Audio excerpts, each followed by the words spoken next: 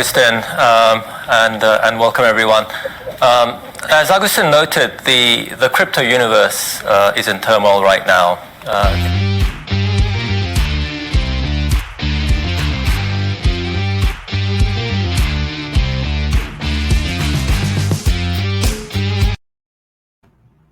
What's going on, guys? Thank you for taking the time to watch this video. Today I got some breaking news. Very interesting topic. Excuse me for that. I don't want to take any more of your guys' time. Give me a second. Let me check my mic. Okay, mic is working. So we're going to dive right into it. So today's topic is CBDCs and what that means for you, the crypto market, and becoming your own bank. So I'm going to play this video. We're going to watch it mostly to the end, and then we'll talk about it. Got a couple other stories to cover, and then I'll let you guys be on your merry way. That add layers of Augustin, and welcome everyone. As Augustin noted, the crypto universe is in turmoil right now. The ecosystem of crypto coins and shadow crypto banks that add layers of leverage and maturity mismatch through the system are showing considerable strain.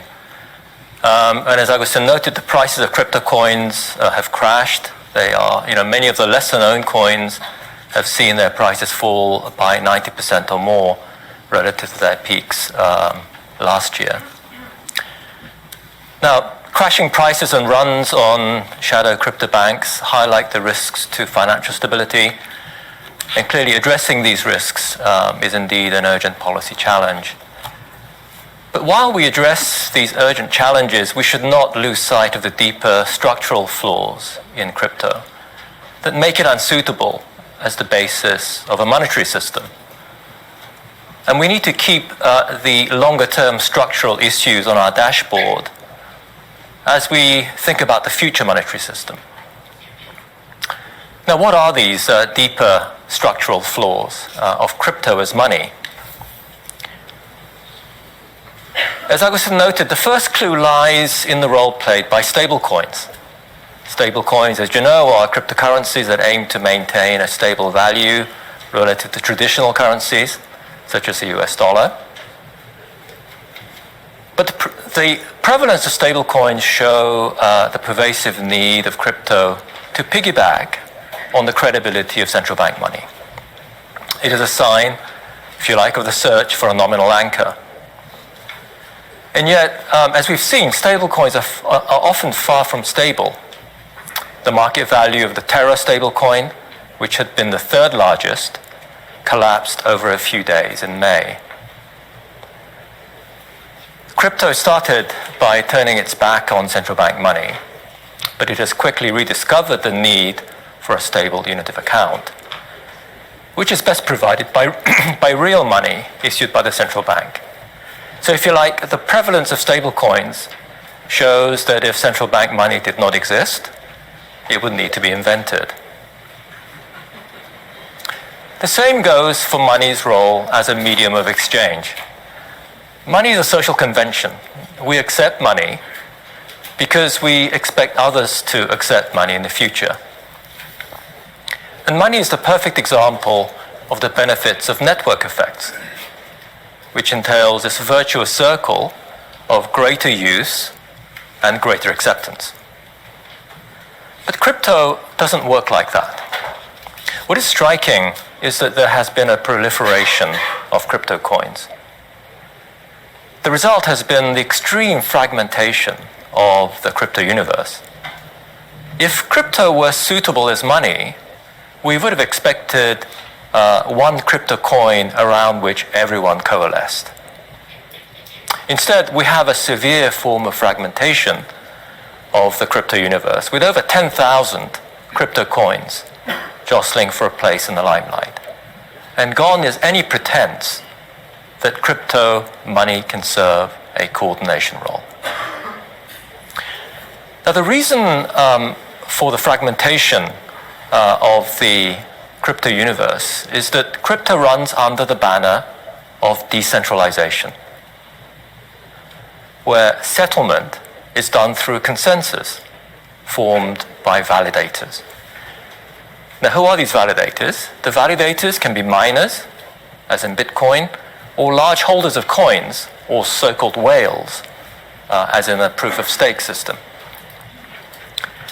The fragmentation of crypto arises from the need to channel rents to validators and other insiders.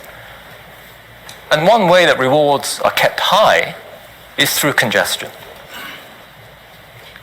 When the crypto platform is used intensively by users, transactions costs, and hence rents to insiders, tend to skyrocket. And this particular chart shows the relationship between the user fees on the vertical axis and the number of transactions on the horizontal axis for the Ethereum blockchain. So, if you like, unlike money, which rests on the virtuous circle of greater acceptance and greater use, crypto generates instead high costs, high rents to insiders, and congestion. They open a gap for new entrants with often higher capacity, but they often also cut corners in security.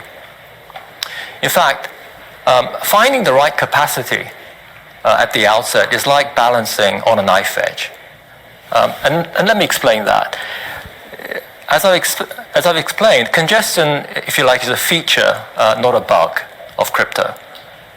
It's like a toll road collecting tolls from users. But too much capacity means that no one pays the tolls, which means that the system cannot be sustained. In fact, the picture on the right-hand side is from the time of the so-called Bitcoin block size wars. Some of you may recall that, where there was a proposal to increase the block size of Bitcoin to gather more transactions into one block. But that didn't really catch on. The right-hand image comes from someone who was advocating for the status quo, saying, look, this is what you're proposing. And to really drive home the point on congestion, let's look at the proliferation of different blockchains in the decentralized finance or DeFi sector. As recently as late 2020, most DeFi applications ran on the Ethereum blockchain, and that's shown in the size of the blue bar there. And this is to say, most of the collateral that was posted in the DeFi sector was posted on the Ethereum blockchain. But over time, coming into 2021, other blockchains exploited the gap created by congestion and the high fees that I showed you in the previous slide. And by early May this year, Ethereum, here in blue, only had about half of the collateral in the DeFi sector. Meanwhile, the Terra blockchain, shown here in red, was growing very rapidly and grabbing market share. However, as we know, all this came to an abrupt halt when the Terra platform collapsed. I'm going to stop it right there. Notice how he doesn't use Bitcoin in his graphs. Why is that? Something to think about. So where does this leave us? Money and its network effects should give rise to the property of the more, the merrier. So the more money meets general acceptance, the more it will be used. Instead, crypto illustrates the opposite dictum. It's a case of the more, the sorrier. And the fact that crypto is so prone to fragmentation makes it unsuitable as a basis for the monetary system, and that's what we conclude in the chapter. What's also becoming clear in the turmoil right now is that crypto only really works when coin prices are going up and there are inflows of new buyers of coins. And this particular chart shows a number of new DeFi addresses. Sorry, I got to stop him every time he's wrong, because it doesn't only work when a crypto is going up. It works when it's going down, when it's going up, when it's going down. I live off cryptos day to day. I can teach you how. Click the links down below, and I'll teach you how. Shown by the bars, actually follows the price action of the crypto coin itself, which is the black line, just as the annual change. And as we've seen in the last few weeks, when speculative inflows actually dry up, the market can quickly unravel. Now, when we look back, the rise of crypto over the last several years has been a remarkable spectacle. It highlights the place of technology in the popular imagination and its galvanizing role in debates on the shape of things to come. So in this respect, crypto offers a tantalizing glimpse of new arrangements and technical features. But as we argue in the chapter, everything that can be done with crypto can be done also with central bank money. Well, stopping it again. So after he just got done dogging cryptos, now he's telling you how the software, how the programming, how everything behind blockchain technology and smart contracts and tokenizations can be used to do what? Well, I don't have to tell you, you should already know if you follow this channel or you've done your own research. And for those of you that are new, they want to use it to make themselves profitable. Obviously, the fiat dollar is dying. It has been. And I got graphs and charts and proof ever since Nixon took the world off the global standard. It has done nothing but gone to the garbage. So we'll get to that later. Let's listen to the rest of what this, excuse my English, douchebag has to say. And then we'll talk about it. Except perhaps for money laundering and ransomware attacks. But that's with good reason. So, gotta stop it again. Ha ha ha. They're all laughing, except for money laundering and ransomware attacks. Do you know how much corruption the dollar has on it? Do you know how much corruption our politicians and every single government is corrupted in the dollar? Do you know how corruption there is going on in our voting system? Do you know how corruption there is? And he wants to laugh and giggle about the Bitcoin community and the crypto community. Sure, it's not perfect, but can we make it perfect? Absolutely. That's my 5-second rant. And we'll finish listening to this douchebag, even though I don't want to. But this is to wake people up and understand where they are going. How are they going to sell the average person on their central bank digital currencies? And he explains it all at the end. So stay tuned. It's a little long. I'm sorry, this video is going to be a little long, but you guys really need to pay attention to this type of stuff. And I'll show you how I found it, show you what it's all about, and we'll go from there. Share this video, like the video, subscribe to the channel. I see a lot of people watching the channel, but subscribe to it. I'm only going to get better as I grow. There's only going to be more content as the channel gets bigger, and I'm building a community of like-minded, freedom-loving individuals that want to make it better in this country, in this world.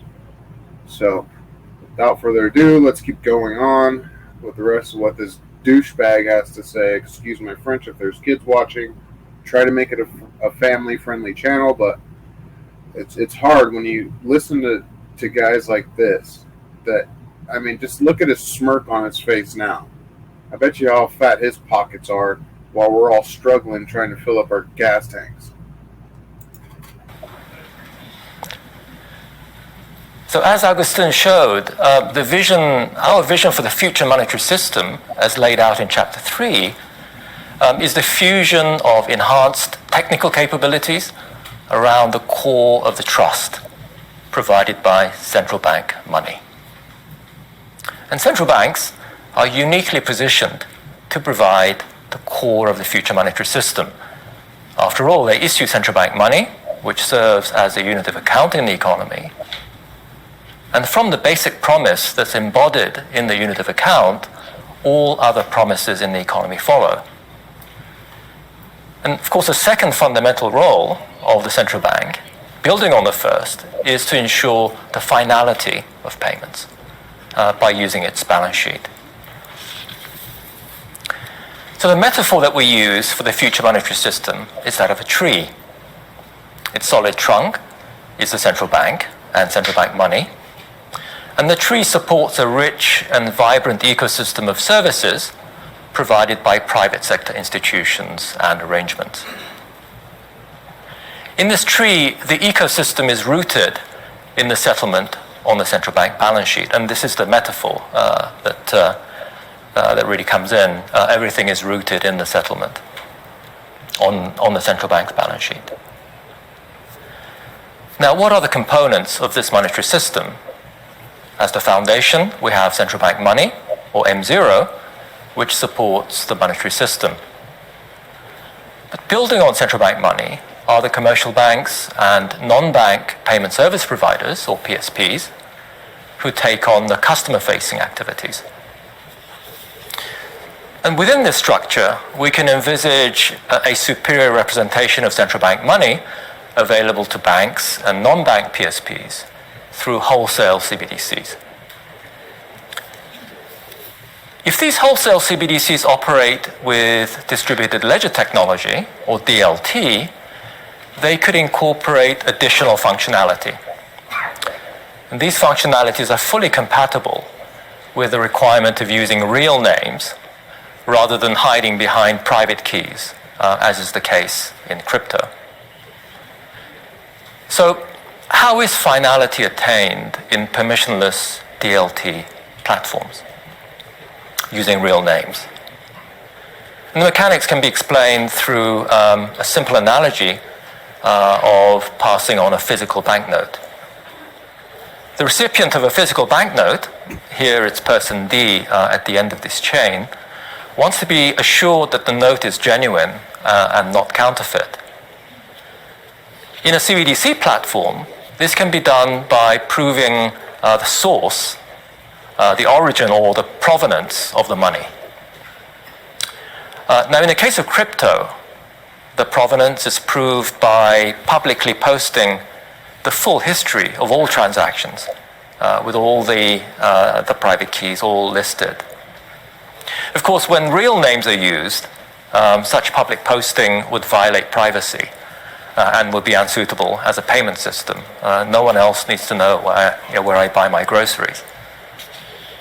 In the case of DLT systems using central bank money, this is where cryptographic techniques such as zero-knowledge proofs come in. And cryptographic techniques allow the payer to prove that the money was obtained from valid past transactions without revealing the full history of who paid what to whom. So I'm going to stop it right there again, and I think I said this in a couple of my other videos. What they plan on doing with the central bank digital currency is controlling how you spend, when you spend, where you spend your money at. So if you're fat and you want a Snickers bar, guess what? You're not getting one. If you have a lot of debt, guess what? They're going to close off your account and you're not going to be able to get to your funds. If you vote or in the wrong political aisle or whatever they don't like, guess what? They can shut off your funds. So with that being said, now's the time to become your own bank, get your money out of the banking system, and we'll teach you how to do that. And depending on the detailed implementation of such a system, we may also need a notary to prevent the same digital token being spent twice. And needless to say, the central bank would be a very natural choice for this kind of role. Now, whatever the specific implementation is chosen, decentralization and new capabilities can be achieved with all the benefits that come from central bank money. And new capabilities may include, for instance, programmability, or the ability to make payments conditional on specific criteria being met. This can allow, for instance, for atomic settlement, whereby two legs of a transaction that are inseparable are executed together or not at all. Another capability is composability, or the capacity to combine several operations into one. And the image, as you see here, is that of money Legos that combine different operations into one block. The third capability is tokenization, or the creation of a digital representation of money or other assets to be traded on the DLT platform itself. This could allow banks to offer tokenized deposits, which could be used for conditional payments.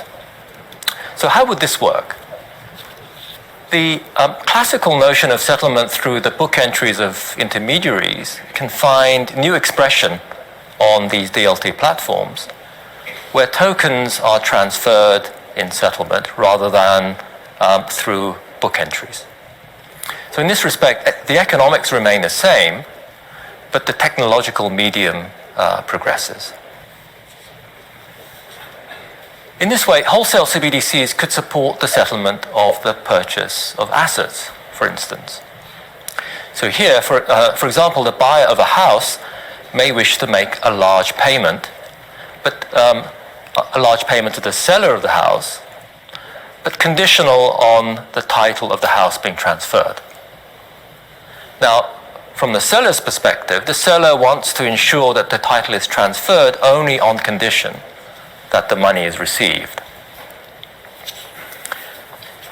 And the buyer and seller may do this with a tokenized deposit in a permissionless DLT system, together with a token that represents the house itself.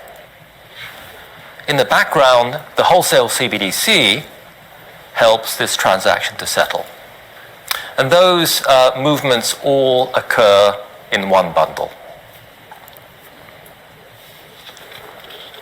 So far, I have described wholesale applications. In parallel with wholesale solutions, financial inclusion can be greatly enhanced in the retail domain through either retail CBDCs or through retail fast payment systems, both of which will allow for instant payments by households and businesses. Now, as we discuss in some detail in the chapter, retail CBDCs and retail fast payment systems actually bear a very strong family resemblance. Both rely on an open architecture, together with application programming interfaces, or APIs, that ensure the interoperability of services provided by banks and non-bank PSPs. And interoperability ensures effective competition that lowers costs. The main difference between retail CBDCs and retail fast payment systems is that CBDCs are a direct claim on the central bank, whereas a fast payment system only gives users access to the liabilities of the payment service providers. Retail CBDCs and fast payment systems can sometimes drive dramatic progress in lowering the cost of payments and enhancing financial inclusion. For example, this is the case for Brazil. In Brazil, the PIX instant payment system was adopted by 2/3 of the adult population in just over a year after its launch. And in terms of use, as you see here in the green line, PIX transactions have now surpassed credit and debit card transactions by volume. For merchants, accepting PIX payments costs only 22 basis points. Again, here shown in the tiny green bar there. And this is just 1/10 of the cost of accepting credit card payments for merchants.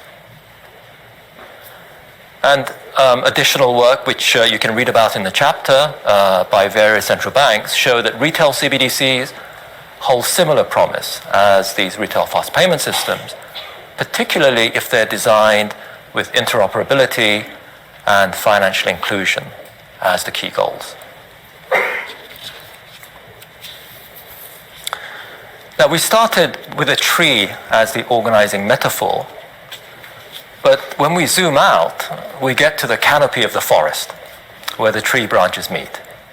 And the canopy actually embodies an important additional component of the future monetary system in the form of so-called multi-CBDC platforms. And such arrangements bring together CBDCs from several central banks, all transacting on the same platform. Now, these arrangements involve more than one central bank and therefore more than one currency. And this is why such arrangements are typically governed as DLT platforms. So this is a view of the canopy from above. And the BIS Innovation Hub has coordinated trials of several multi-CBDC platforms. And in a new report that was published at the same time as the annual economic report, it draws initial lessons on the design and implementation of these multi-CBDC platforms. The early trials open the prospect of examining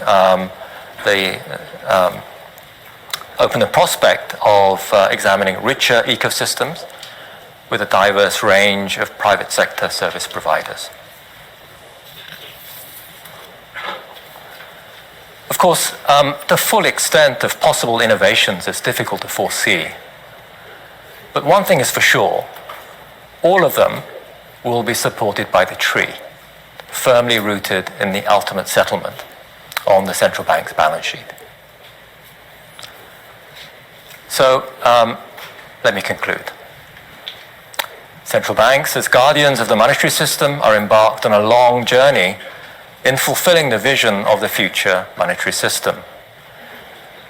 And here the objective is to put in place the arrangements that anticipate future developments rather than merely to react to past developments. So while the crypto universe is gripped by turmoil and attracting all the headlines, it is incumbent on us in the central bank community to look beyond the headlines and to think about these longer-term goals. Thank you very much. So, who are central bank? Who are these guys with, and how far does the rabbit hole go?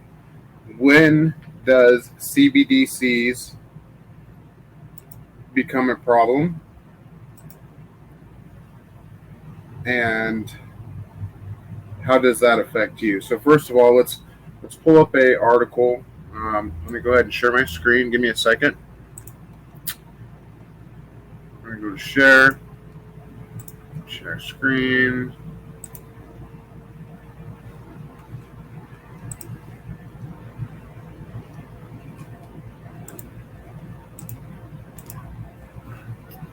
Okay, so right here what you're looking at is, it's a little old of a article, but it's not the first article that I found on when CBDCs are going to be inevitable. It said, it's coming out of Crypto Newsflash, US CBDC is inevitable by, or would preserve dollar status as world reserve currency, according to Bank of America.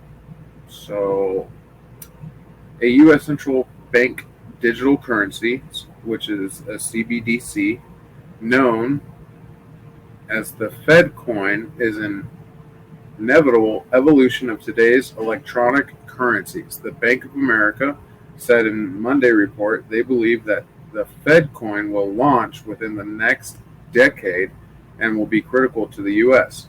if it wants to protect the dollar as the global reserve currency.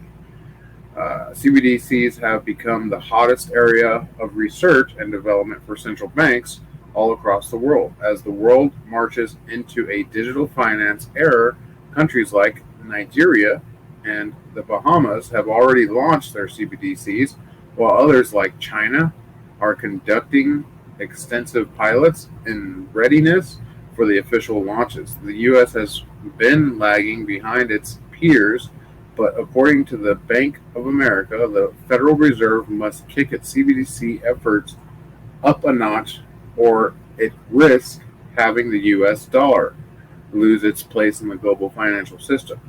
So what these guys don't understand is that the U.S. dollar has been devaluating for decades now.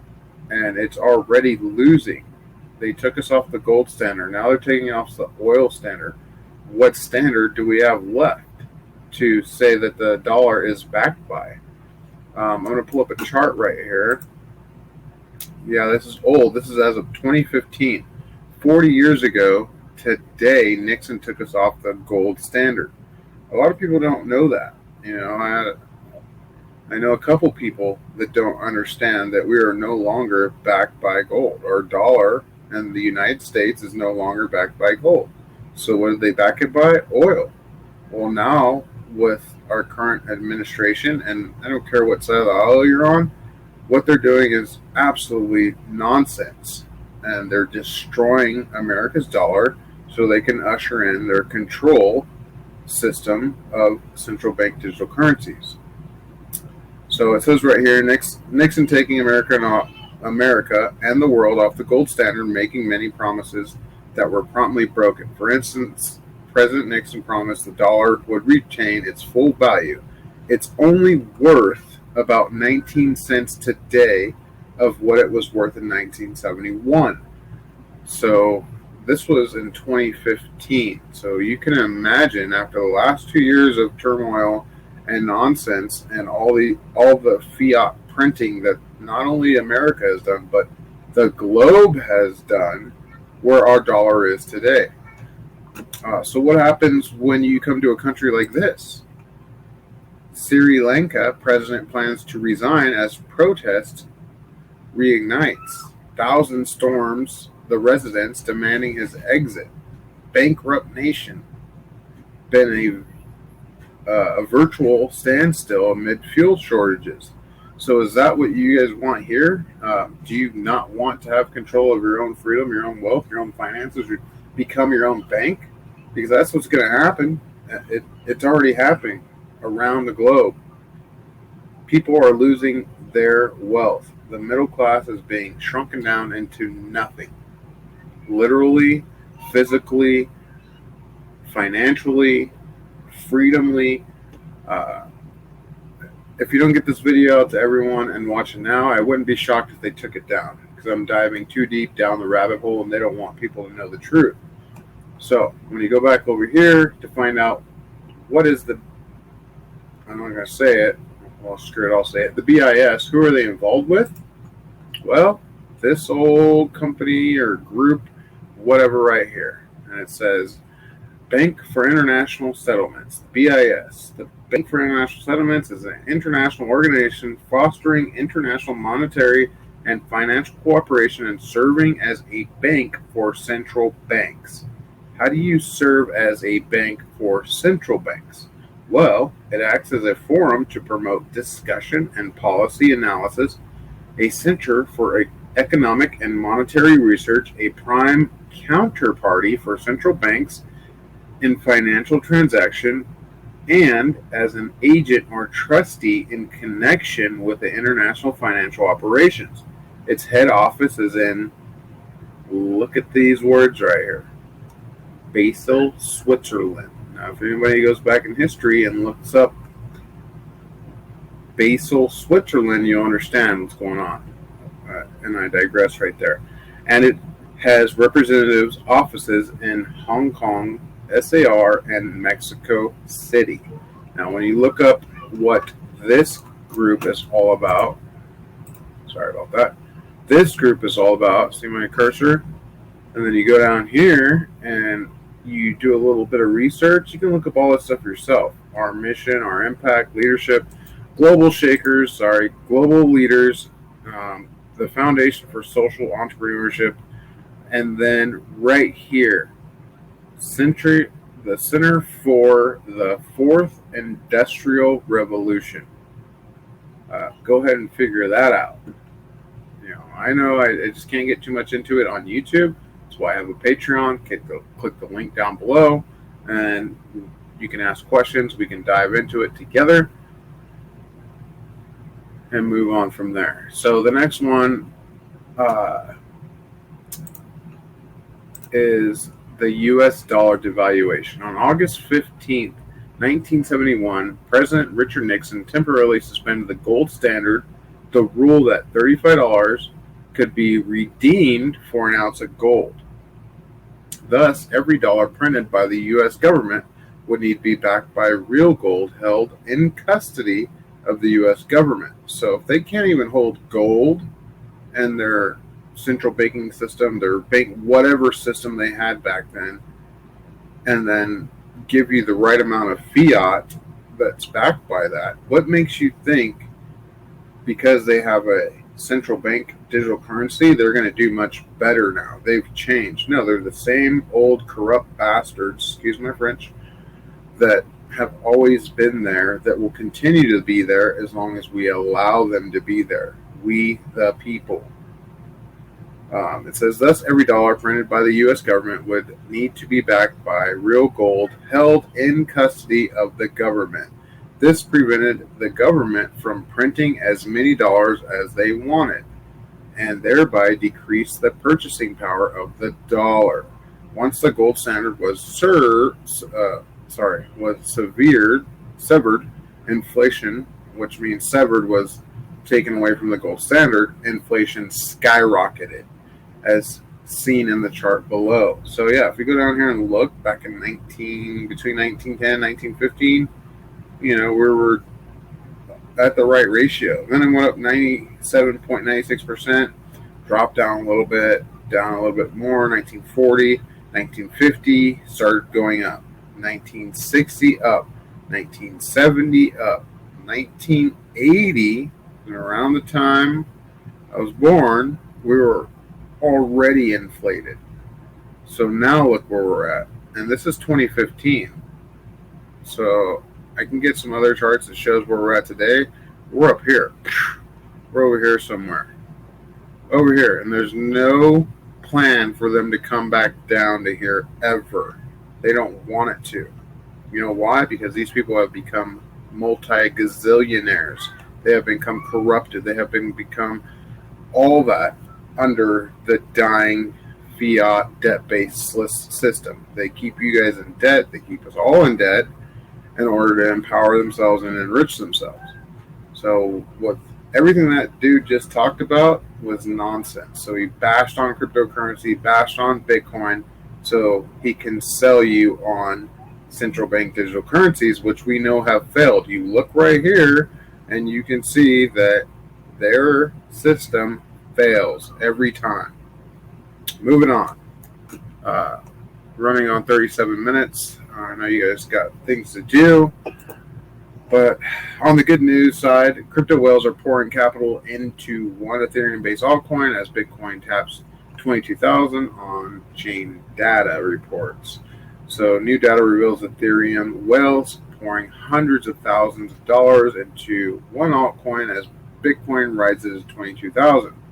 So we know Bitcoin's not going anywhere. Whales are still continuing to buy in. Moving on to the next one. And this one I really like because it goes back into why I started helping people out with crypto and why I wanted to get involved. Bitcoin is breaking barriers for self-sovereignty across the globe. Bitcoin is a financial technology that enables real progress for countries and communities that traditionally suffered at the hands of the fiat debt-slaved tyranny system.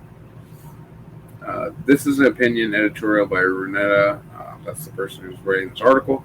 Bitcoin is empowering millions across the world to become sovereign entrepreneurs. After visiting neighborhoods in Nigeria and Colombia, I found people taking power back into their own hands and charting their own journey toward financial freedom.